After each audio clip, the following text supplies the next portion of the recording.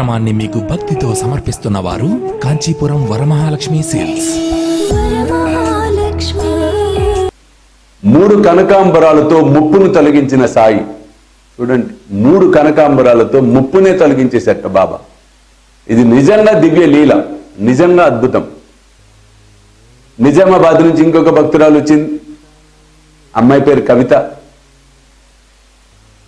వాళ్ళందరినీ చూస్తుంటే, మిమ్మల్ని అందరినీ చూస్తుంటే నా దగ్గరికి అపాయింట్మెంట్కి వచ్చేవాళ్ళని అడుగుతూ ఉన్నా నేను.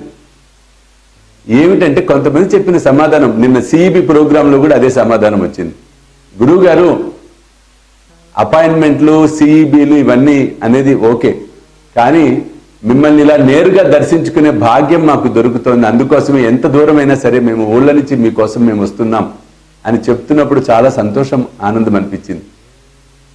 అలా వచ్చిన వారిలోనే ఈ కవిత ఒక భక్తురాలు.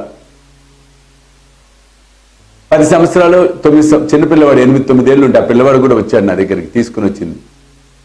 ఆ పిల్లవాడికి ఉన్నట్టుండిగా యాక్చువల్గా వీళ్ళందరూ మంచి బాబా భక్తులు. ప్రతిరోజు హారతి పాడుకోవటం, బాబాకు సేవ చేయటం, మందిరంలో అన్నదానం ఉంటే వడ్డించటం,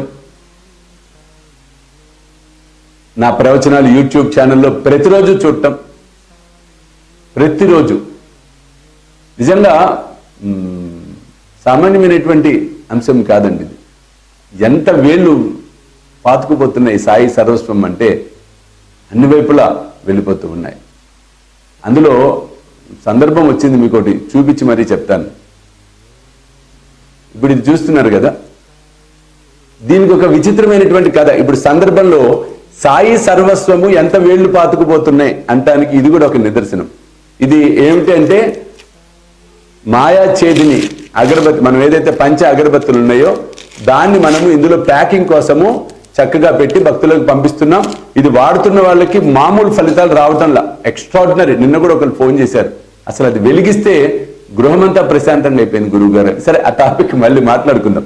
ఈ బొట్ట ఎందుకు చూపిస్తున్నానంటే, మొన్న మేము ఒక చోటికి వెళ్ళాం హైదరాబాద్లోని, ఇవి తయారు చేసే వాళ్ళ దగ్గరికి. మా పిల్లలు వెళ్ళి వాళ్ళు మాట్లాడొచ్చారు, స్వామీజీ సరే నేను వస్తాను లేరా, వాళ్ళతో అన్ని మాట్లాడదాం ఎలా తయారు చేస్తారో అని వెళ్ళినప్పుడు విచిత్రంగా నేను కారు దిగి మాట్లాడుతున్నా, అమ్మా ఇది బుట్టని ఇలా అల్లాలమ్మా, అగరబత్తులు పెట్టుకోవాలి, చక్కగా వెళ్ళాలి ఇళ్ళకి, అది మళ్ళీ వాడుకోవాలి అంటున్నప్పుడు ఆ బుట్టలు అల్లే ఒక ఆమె నన్ను చూసింది, అలా చూసింది. స్వామి మీరు సాయి సర్వస్వం యూట్యూబ్ ఛానల్ కదా అనేటప్పటికి ఒక్క నిమిషం నాకు ఆశ్చర్యం అనిపించింది.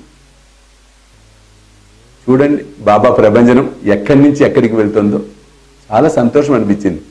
ఎందుకో సందర్భంలో చెప్పాలనిపించి మీకు చెప్తున్నా. అంటే మన సాయి సర్వస్వం అలా వెళ్ళిపోతుంది. అలా కవిత ప్రతిరోజు సాయి సర్వస్వాన్ని చూడకుండా వదిలిపెట్టదు. అందులో జరుగుతున్న వీడియోస్ అన్ని, ఆ మాటలే ధైర్యం. అటువంటి పరిస్థితులు ఉన్నప్పుడు కొడుకుకి కిడ్నీస్ ప్రాబ్లం వచ్చింది, 2 వాపు వచ్చి చాలా సివియర్గా ప్రాబ్లం వచ్చేసింది. హాస్పిటల్లో చూపించారు, తెల్లవారుజామున ఇబ్బంది, అర్ధరాత్రి ఇబ్బంది అయింది. హాస్పిటల్స్లో పరిగెడితే లోకల్ వాళ్ళు హైదరాబాద్ తీసుకెళ్ళమన్నారట. హైదరాబాద్ తీసుకుని వెళ్ళిపోయింది. హైదరాబాద్ తీసుకుని వెళ్ళిన తర్వాత అక్కడ డాక్టర్స్ అంతా చూసి ఐసీయూలో జాయిన్ చేశారు. చాలా ఇబ్బందికరంగా ఉంది, చాలా ఖర్చు అవుతుంది, కొంచెం క్రిటికల్గా ఉంది, మరి మీరు పెట్టుకోగలరా అని అడిగారట. ఆ పాప ఆమె ఏడుస్తూ ఏదో చేస్తాం సార్, నా బిడ్డను బతికించండి సార్ అని చెప్పడం జరిగింది.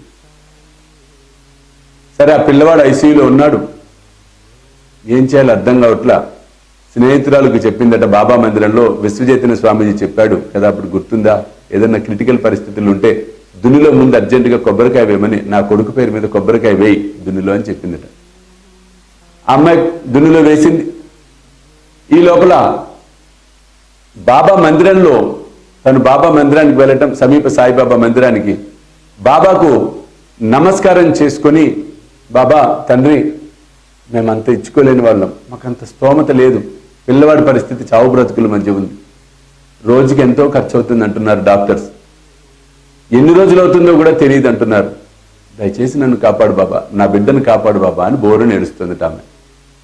ఏడ్చి ఒకసారి పాదాల మీద తలెత్తేటప్పటికీ బాబా మెడలోంచి 3 కనకాంబరం పూలు అలా పడ్డాయి. కరెక్ట్గా మూడే, ఎందుకంటే అప్పుడే హారతికి ముందని క్లీన్ చేసేట పూజారి. 3 పూలు ఏమని చూసింది. పూలు పడ్డాయని కాస్త సంతోషం వేసింది, కానీ అర్థం కాల సంకేతం, బాబా ఇస్తున్న సంకేతం. నమస్కారం చేసుకుని వెళ్ళిపోయింది. విచిత్రమైన విషయం ఏంటంటే కరెక్ట్ గా 3 పూలు 3 రోజులు, 3 రోజులు అవ్వగానే డిశ్చార్జ్ చేశారు. అతను రికవర్ అయిపోయాడు మొత్తం పిల్లవాడంతా.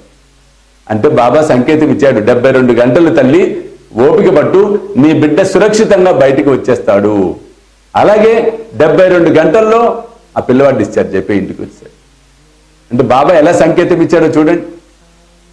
కాబట్టి మీ భారంలో నాపై పడవేయడు, నేను మోసెదను అని చెప్తున్నాడు సాయి. ఇది ముమ్మాటికి సత్యం. మనం అంత నమ్మకంతో మన భారాన్ని బాబాకు అప్పచెప్పినట్లయితే తప్పకుండా బాబా మనల్ని రక్షించటం ఖచ్చితం, సత్యము, యథార్థము. ఆ యథార్థ ఘటనే ఇప్పుడు మనం చెప్పుకున్నటువంటి కథ. కాబట్టి ఇటువంటి లీలలు ఎన్నో జరుగుతున్నాయి. అందరూ నాకు ఒక్కొక్కటి చెప్తూ వస్తున్నారు.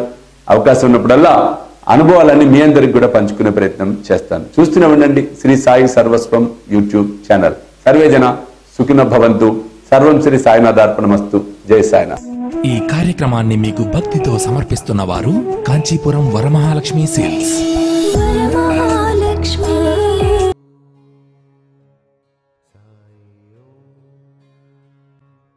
సాయి